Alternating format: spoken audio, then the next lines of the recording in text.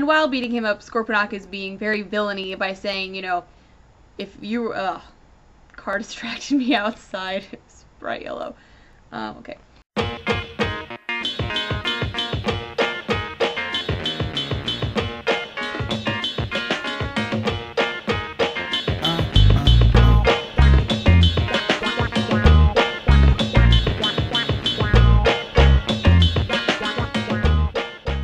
Hey everyone, back again for another review. This time I'll be reviewing issue 2 of Maximum Dinobots, or as it dramatically says on the front cover, Maximum Dinobots No More.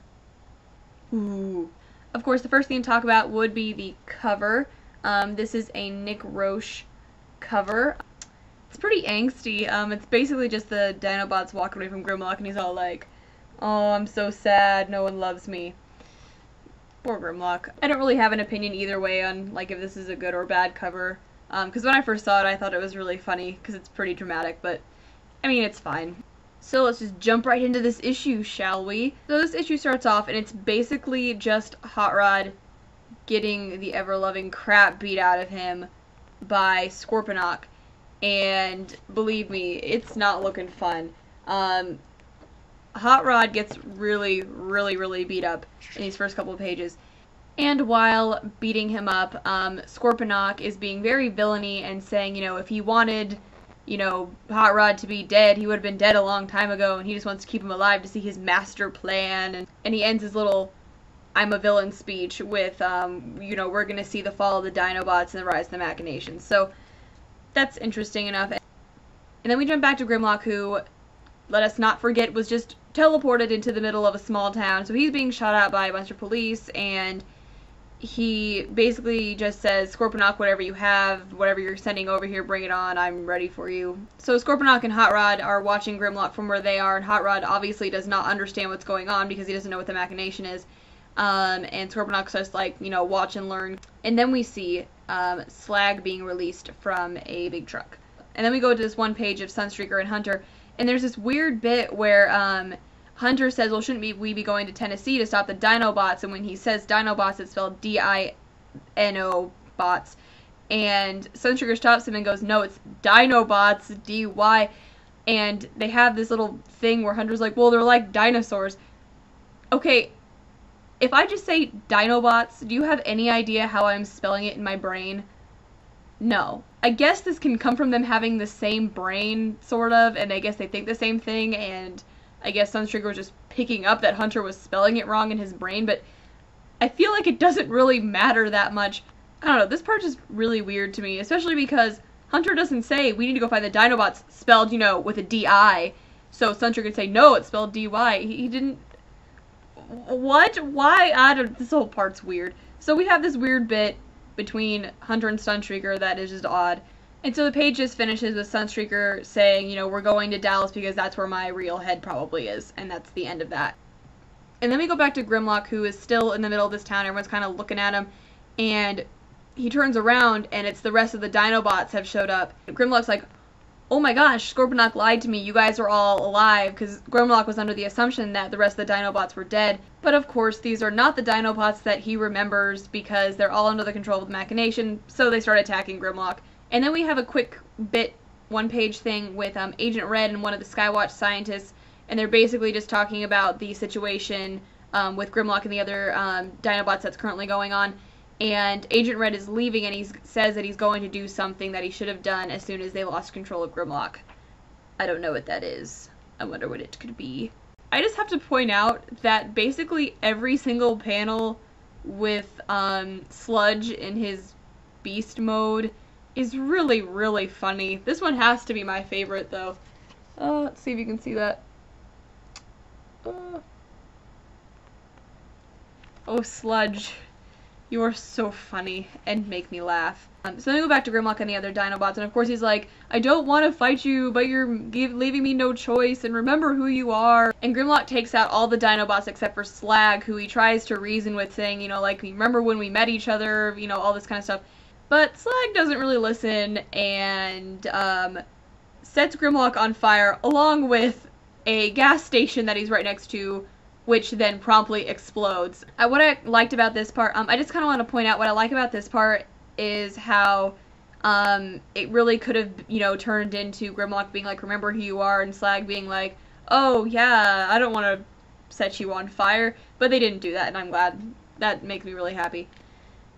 And then we go back to Scorponok, who is just so excited that everything is being destroyed and the Dinobots are basically taking each other out. And then Scorponok, once again being very villain-y, explains his entire plan to Hot Rod. And basically what it is that Scorponok is just trying to make it so Skywatch is seen as the bad guys, and that his headmasters are like the heroes, and they're going to save everybody from this like alien invasion of these alien robots, and that the Machination will get money and will be able to continue their research, and then he'll have like utter control, I guess.